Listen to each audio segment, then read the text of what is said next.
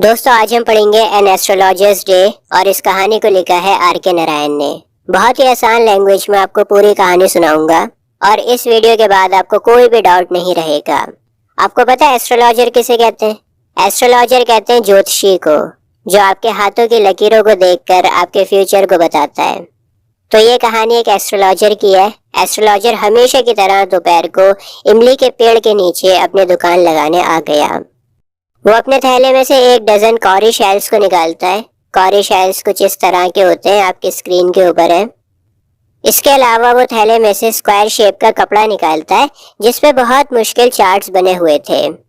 ये चार्ट्स जो होते हैं ना एस्ट्रोलॉजर के लिए होते हैं। इन्हीं चार्ट्स को पढ़कर ये लोग भविष्यवाणी करते हैं। आम इंसान के चार्ट समझ में नहीं आते।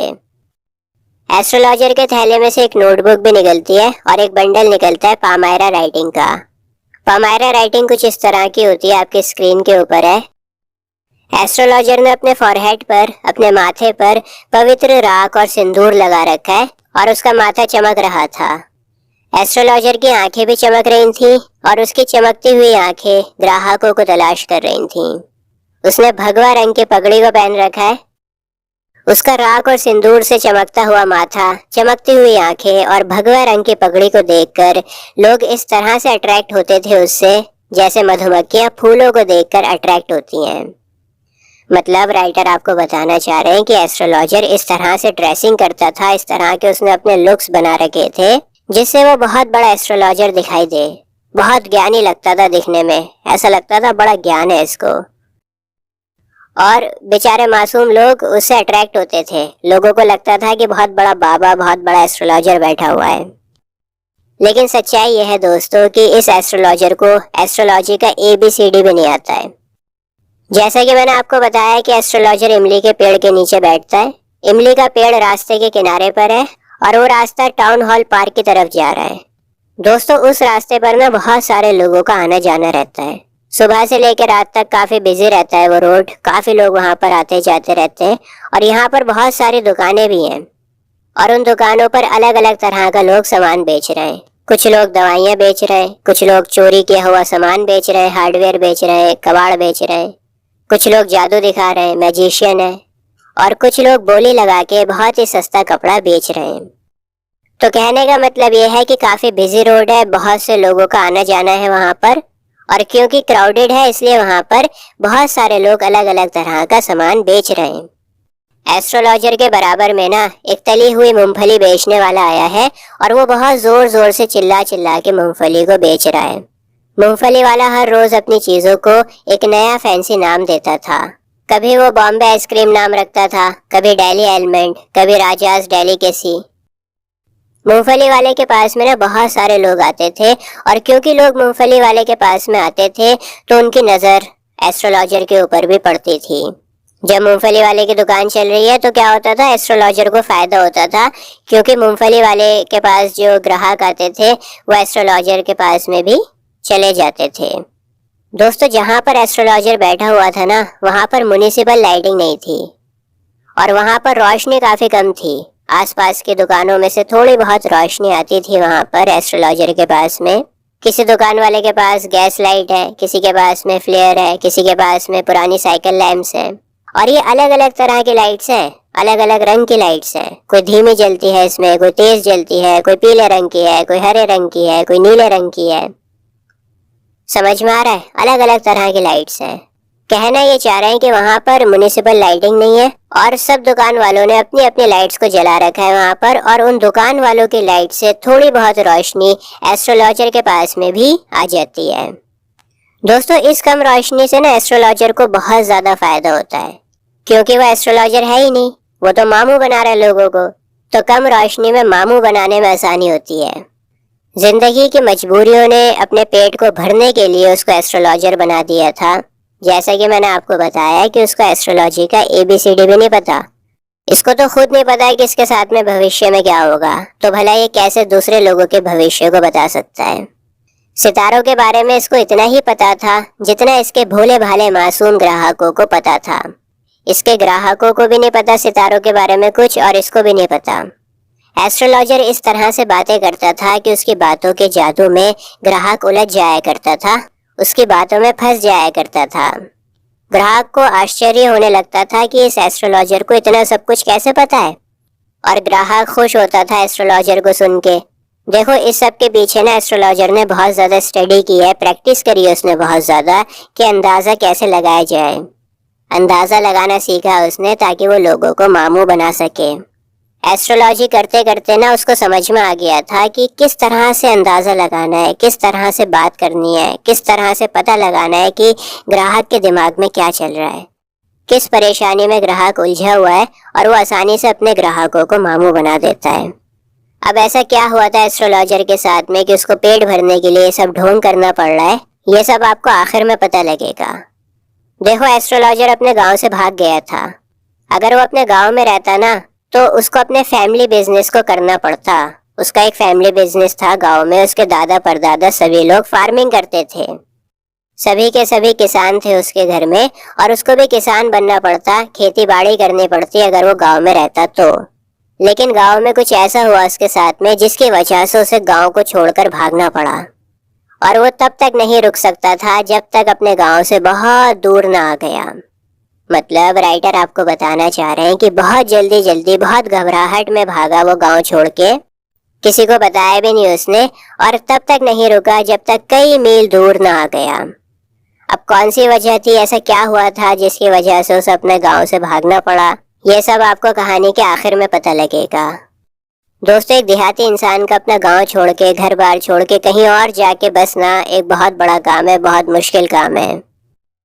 मैं आपको बता दूं कि एस्ट्रोलॉजर 3 तरह की परेशानियों को दूर करता है। शादी की परेशानी, पैसे की परेशानी, और रिलेशंस में जो उलझनें पैदा हो जाती हैं ना, उन उलझनों का समाधान भी है हमारे एस्ट्रोलॉजर के पास। देखो, 90% परेशानियां तो इन 3 कैटेगरीज में आती हैं, ठीक है। या तो पैसे की परेशानी होगी, या तो शादी की परेशानी होगी, या फिर अपने रिश्तेदारों से परेशान है लोग, रिलेशंस में बहुत ज़्यादा उलझने हैं। अब क्योंकि एस्ट्रोलॉजर मामू बनाने में एक्सपर्ट बन चुका है, तो वो 5 मिनट के अंदर पता लगा लेता है कि बंदा कौन सी परेशानी से जूझ रहा है। और एक क्वेश्चन के लिए एस्ट्रोलॉजर पता है कितना चार्ज करता है? 3 पाइस। मैं आपको बताऊं, 1947 से पहले जब हिंदुस्तान आज़ाद नहीं हुआ था, उस ज़माने में पाई चलता था।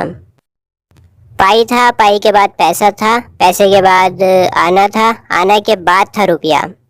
अब पाई, पैसा, आना तीनों बंद हो गए, रुपये से स्टार्ट होता है, 1 रुपया से स्टार्ट होता है। जैसे आपने सुना होगा कि पाई पाई करके मैंने ये घर बनाया है, पाई पाई करके मैंने ये रकम जोड़ी है। तो पाई बहुत ही छोटी अमाउंट है, और अपना एस्ट्रोलॉजर 3 पाइस चार्ज करता है एक क्वेश्चन के। दोस्तों, एस्ट्रोलॉजर बड़ी मक्कारी करता था। देखो, जब भी कोई कस्टमर आता था ना परेशानी लेके, तो एस्ट्रोलॉजर उसकी बात को सुनता था 10 मिनट तक। 10 मिनट तक कुछ नहीं बोलता था, वो बिल्कुल ध्यान से सुनता था, समझता था कस्टमर को, और 10 मिनट में उसको बहुत सारा डेटा मिल जाया करता था, और उस डेटा के साथ वो ग्राहक के सभी सवालों के जवाब दे सकता था, बहुत से सुझाव दे सकता था। ठीक है, समझ में आ रहा है? जब ग्राहक उसके पास में आता था एस्ट्रोलॉजर के पास में, तो एस्ट्रोलॉजर उस ग्राहक को बोलने देता था कि तुम अपनी परेशानी के बारे में बताओ, क्या दिक्कत आ रही है तुम्हारे साथ ज़िंदगी में। तो जब 10 मिनट तक बोल लिया करता था ग्राहक, तो एस्ट्रोलॉजर के पास में इतना डेटा हो जाया करता था कि वो ग्राहक के सभी सवालों के जवाब दे सके। एस्ट्रोलॉजर हाथ की लकीरों को देखकर ग्राहक से ये बोलता था कि तुम मेहनती तो बहुत हो, पर तुम्हारी मेहनत का फल नहीं मिल पा रहा तुम्हें। अब देखो, ये सवाल आप जिस किसी से भी करोगे ना, हर कोई एग्री करेगा। ये ऐसा सवाल है जो हम सब पर फिट होता है, क्योंकि हम सबको बहुत ज़्यादा चाहिए ज़िंदगी में। हम कभी भी सेटिस्फाइड नहीं हो सकते हैं। तो 10 में से 9 लोग कहते हैं हाँ बिल्कुल सही बात है, हम मेहनत तो करते हैं, पर मेहनत के हिसाब से हमें फल नहीं मिलता। या फिर एस्ट्रोलॉजर पूछता है कि क्या तुम्हारी फैमिली में कोई औरत है, या कोई दूर के रिश्तेदार हो जो तुम्हें पसंद नहीं करती हो। अब देखो, ये क्वेश्चन भी कॉमन है, इतने सारे रिश्तेदारों में कोई ना कोई तो ऐसा होगा ना जिससे आपका पंगा चल रहा होगा। समझ में आ रहा है ना एस्ट्रोलॉजर की मक्कारियाँ? राइटर आपको समझाना चाह रहे हैं कि एस्ट्रोलॉजर कुछ गिने चुने क्वेश्चंस ऐसे पूछता था जो सभी लोगों पर लागू होते थे। लगभग हर कोई उन क्वेश्चन से एग्री करता था। या फिर एस्ट्रोलॉजर ग्राहक के करैक्टर को एनालाइज करने लग जाता है। एस्ट्रोलॉजर कहता है कि ज़्यादातर परेशानियां तुम्हारे नेचर की वजह से हैं। तुम्हें गुस्सा बहुत ज़्यादा आता है और तुम बाहर से बहुत सख्त हो। इस तरह की बातें करके ना एस्ट्रोलॉजर ग्राहक के दिल को जीत लिया करता था। हर कोई ये सोचता है यार कि मैं बाहर से बहुत कठोर हूँ, सख्त हूँ, रूड हूँ, लेकिन अंदर से दिल का बड़ा साफ हूँ। बात आ रही है समझ में? हर कोई ये सोचता है कि मैं बाहर से बहुत सख्त हूँ और अंदर से बहुत नर्म हूँ। तो वो सवाल करता है, एस्ट्रोलॉजर उसका कैरेक्टर एनालाइज करता है कि तुम बाहर से तो बहुत सख्त हो लेकिन अंदर से नर्म हो। अब ज़्यादातर केसेस में लोग इस तरह से सोचते हैं अपने बारे में, तो वो कहते हैं हाँ ठीक बात है, सही कह रहे हो। तो इस तरह से मामू बनाता था एस्ट्रोलॉजर ग्राहकों को। दोस्तों अब क्या होता है, बराबर वाली दुकान पर जो मूंगफली बेच रहा होता है ना, वो अपनी लाइट बंद करके खड़ा हो जाता है और वो जा रहा होता है। अब मूंगफली वाले ने दुकान बंद कर दी है तो एस्ट्रोलॉजर को भी सिग्नल मिला अपने सामान को समेटने का और दुकान बंद करने का, क्योंकि काफ़ी अंधेरा हो गया लाइट बंद होने से। एक ग्रीन कलर की लाइट आ रही है कहीं से एस्ट्रोलॉजर की दुकान पर। एस्ट्रोलॉजर अपने कॉरी शाइल्स को और बाकी सभी सामान को समेटने लगता है। दोस्तों इस दौरान एस्ट्रोलॉजर एक इंसान को खड़ा देखता है अपनी दुकान पर। एस्ट्रोलॉजर सोचता है कि शायद ये मेरे ग्राहक बन जाएं और पैसा कमाने की उम्मीद में ही वो उस आदमी से कहता है, आप कुछ परेशान नजर आ रहे हैं, अगर आप थोड़ी देर मेरे पास में बैठें और मुझसे बात करें तो आपको बहुत अच्छा लगेगा, आपका बहुत फायदा हो जाएगा। सामने खड़ा आदमी गुस्से में बुड़बुड़ाने लगता है। आदमी कहता है, तो तुम अपने आप को एस्ट्रोलॉजर कहते हो? एस्ट्रोलॉजर को इस तरह का एटीट्यूड चैलेंज कर देता है। एस्ट्रोलॉजर उस आदमी की हथेली को पकड़ता है और ग्रीन कलर की जो लाइट आ रही होती है ना वहां पर, उस ग्रीन कलर की लाइट में हथेली करके कहता है, तुम्हारा नेचर। एस्ट्रोलॉजर ने कुछ कहना शुरू ही किया होता है कि तभी वो आदमी उसे रोक देता है। आदमी कहता है, अरे चुप करो यार, ये सब मुझे कुछ बढ़िया बताओ, बोलना ही है तो कुछ काम का बोलो। एस्ट्रोलॉजर कहता है, अरे अरे मेरा दोस्त तो नाराज हो गया, मैं फ्री में तो कुछ जवाब देता नहीं हूँ, मैं एक क्वेश्चन का 3 पाइस चार्ज करता हूँ और जो तुम पैसा दोगे ना मुझे, वो पैसा तुम्हारा ज़ाया नहीं होगा, सही जगह पर पैसा तुम खर्च करोगे, यकीन मानो। आदमी अपनी जेब से एक आना निकालता है और एस्ट्रोलॉजर की तरफ फेंकता है और कहता है कि ये ले, एक आना ले, लेकिन जो मैं सवाल करूंगा ना तुझसे, अगर उस सवाल पर मुझे लगा कि तू अटक रहा है या तू घबरा रहा है, तुझे जवाब नहीं आता, तो फिर मैं ये आना तुझसे इंटरेस्ट के साथ वापस लूंगा, सूद समेत वापस लूंगा अपना पैसा।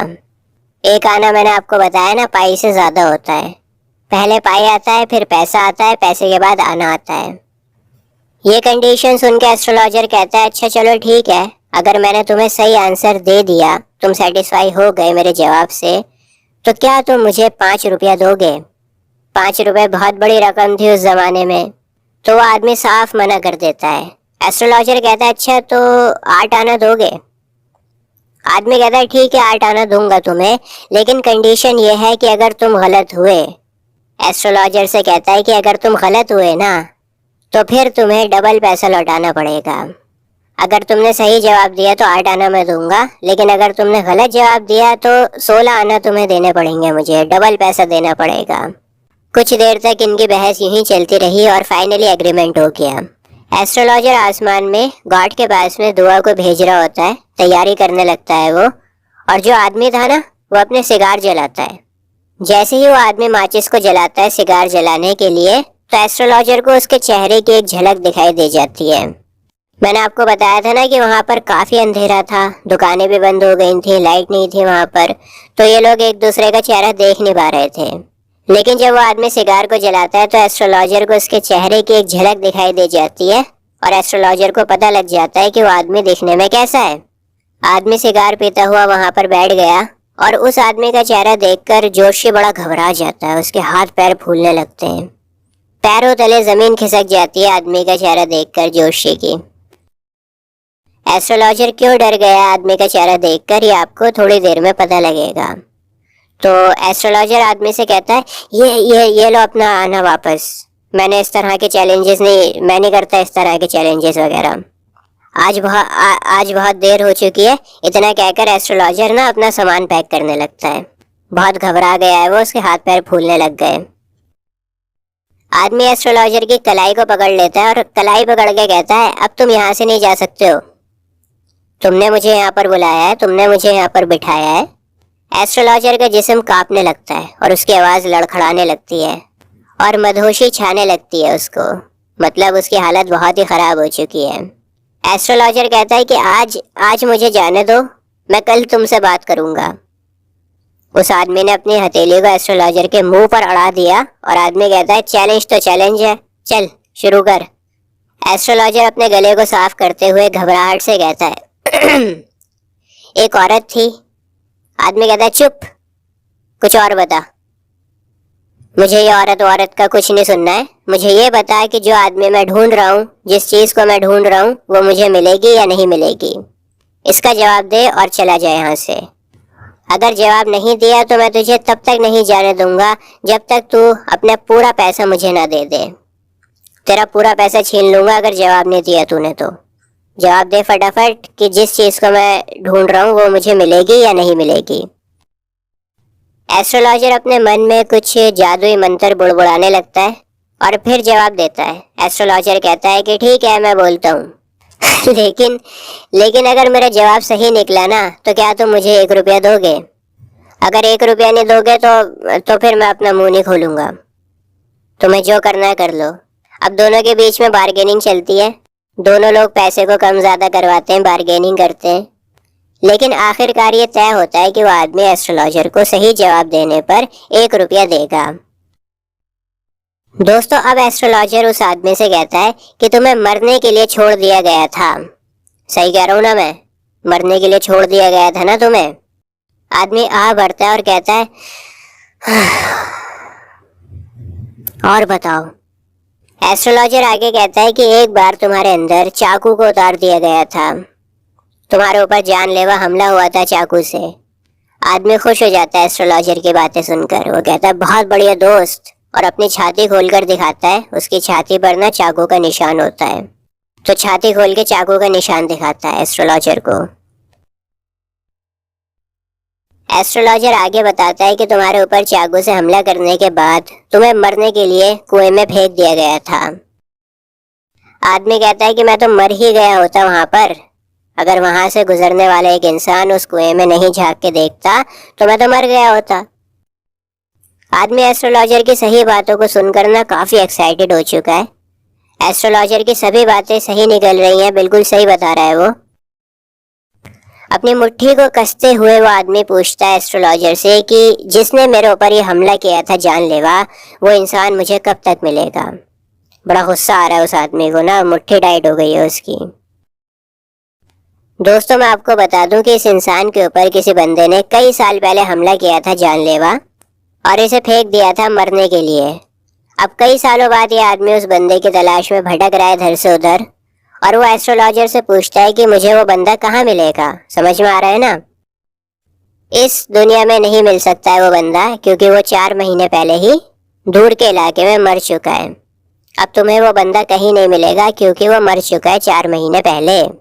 एस्ट्रोलॉजर की ये बातें सुनकर वो आदमी कर्राने लगता है, मचलने लगता है, क्योंकि उसे वो बंदा चाहिए था जिसने उस पर हमला किया था चाकू से। जब वो सुनता है कि वो बंदा मर चुका है तो काफी मचलने लगता है, कर्राने लगता है, क्योंकि अब वो चाह कर भी कुछ नहीं कर सकता। दोस्तों, अब एस्ट्रोलॉजर इस इंसान का नाम पुकारता है, गुरुनायक। आदमी चौंकते हुए कहता है कि तुम्हें मेरा नाम पता है? तुम जानते हो मेरा नाम? एस्ट्रोलॉजर कहता है कि मैं जिस तरह से बाकी चीजों को जानता हूँ ना, वैसे ही तुम्हारा नाम भी जानता हूँ। अब मेरी बात ध्यान से सुनो गुरुनायक। तुम्हारा गांव 2 दिन की दूरी पर नॉर्थ साइड में पड़ता है। अगली ट्रेन पकड़ो और जल्द से जल्द यहाँ से चले जाओ। मैं दोबारा से एक बड़ा खतरा तुम्हारे ऊपर मंडराता हुआ देख रहा हूँ। अगर तुम अपने घर से बाहर निकलते हो तो तुम्हारे ऊपर एक खतरा मंडराता हुआ देख रहा हूँ मैं। घर में ही रहो, घर से बाहर निकलोगे तो एक बड़ा खतरा है तुम्हारे ऊपर। एस्ट्रोलॉजर एक चुटकी पवित्र राख की निकालता है और गुरु नायक को दे देता है और कहता है कि इस पवित्र राख को अपने माथे के ऊपर लगा लो और अपने घर में चले जाओ। साउथ की तरफ अब कभी ट्रैवल मत करना। अगर मेरा कहना मानोगे तो 100 साल तक जियोगे। गुरु नायक कहता है कि अब मैं यहाँ पर क्यों आऊँगा साउथ में? मैं तो बार बार उस बंदे की वजह से यहाँ पर आता था उसको ढूंढने के लिए, और अगर वो इंसान मुझे मिल जाता ना तो उसका गला घोट देता मैं। गुरु नायक अफसोस में अपना सर हिलाता है और कहता है कि वो मेरे हाथों से निकल गया। मुझे उम्मीद है जैसी मौत वो डिजर्व करता है वैसी मौत उसे मिली होगी। एस्ट्रोलॉजर कहता है हाँ, वो इंसान ट्रक के नीचे कुचला गया था। एस्ट्रोलॉजर की ये बात सुनकर गुरु नायक राहत की सांस भरता है। उसको बड़ी खुशी होती है ये सुनकर, कम से कम मेरे ऊपर हमला करने वाला ट्रक से कुचल कर मरा। जैसी मौत वो डिजर्व करता था उसको वैसी मौत मिली। दोस्तों, अब वो जगह पूरी तरह से सूनी हो चुकी है, वहां पर कोई भी आदमी नहीं है। और जो थोड़ी बहुत ग्रीन लाइट आ रही थी ना वहां पर, अब वो भी आनी बंद हो चुकी है, पूरा अंधेरा हो गया है। एस्ट्रोलॉजर ने अपने सामान को पैक कर लिया था और गुरु नायक भी एस्ट्रोलॉजर को मुट्ठी भर सिक्के देके वहां से चला गया। जब एस्ट्रोलॉजर अपने घर पर पहुंचा तो आधी रात होने ही वाली थी। उसकी वाइफ दरवाजे पर उसका इंतजार कर रही थी और वो पूछने लगी एस्ट्रोलॉजर को देखकर कि आज क्या हो गया था, इतनी देर क्यों हो गई। एस्ट्रोलॉजर अपनी वाइफ की ओर सिक्के फेंक कर कहता है कि गिनो इन्हें, कितने सिक्के हैं। ये सारे सिक्के एक ही आदमी ने दिए हैं। वाइफ सिक्कों को गिनने लगती है और कहती है कि 12.5 आने हैं। और उसकी वाइफ बहुत खुश हो जाती है, कहती है कि कल मैं अब कुछ गुड़ और नारियल खरीद सकती हूँ। बच्चे बहुत दिनों से मिठाई खाने की जिद कर रहे थे, मैं कुछ बहुत बढ़िया बनाऊंगी बच्चों के लिए। एस्ट्रोलॉजर जब सुनता है कि 12.5 आने सिक्के हैं तो वो कहता है, सुअर के बच्चे ने मुझे धोखा दे दिया। उसने मुझे कहा था कि मुझे 1 रुपया देगा। उसकी बीवी पूछने लगी, क्या हुआ, सब ठीक तो है, तुम परेशान नजर आ रहे हो। कुछ नहीं हुआ। रात का खाना खाने के बाद एस्ट्रोलॉजर अपनी वाइफ के साथ में चरपाई के ऊपर बैठा होता है और अपनी वाइफ से कहता है कि क्या तुम जानती हो, एक बहुत बड़ा बोझ मेरे सर पे से उतर गया है आज। इतने सालों से मुझे ये लगता था कि मेरे हाथ एक इंसान के खून में संधे हुए हैं। मेरे हाथों एक इंसान का खून हुआ है और इसी वजह से मैं अपने घर को भी छोड़ के भागा था और यहाँ पर आके बस गया था। और मैंने तुमसे शादी की थी यहाँ पर आके, लेकिन वो इंसान जिसे मैं समझ रहा था कि मर चुका है, वो इंसान मरा नहीं था, जिंदा है। एस्ट्रोलॉजर की बीवी हाफते हुए पूछती है, तुमने जान से मारने की कोशिश की थी उसे। एस्ट्रोलॉजर कहता है, हाँ, अपने गांव में जब मैं एक बेवकूफ़ नौजवान था, हम लोग शराब पीते थे, जुआ खेलते थे और एक दिन हमारी काफ़ी बुरी लड़ाई हो गई। अब छोड़ो इन बातों को यार, क्या रखा है, क्या सोचना इन बातों के बारे में। सोने का टाइम है, जमाई लेते हुए एस्ट्रोलॉजर ने कहा और चरपाई पर अंगड़ाई ली। तो कहानी के आखिर में हमें पता लग रहा है कि गुरु नायक पर जिसने हमला किया था वो एस्ट्रोलॉजर खुद था और ये कहानी यहीं पर ख़त्म हो गई।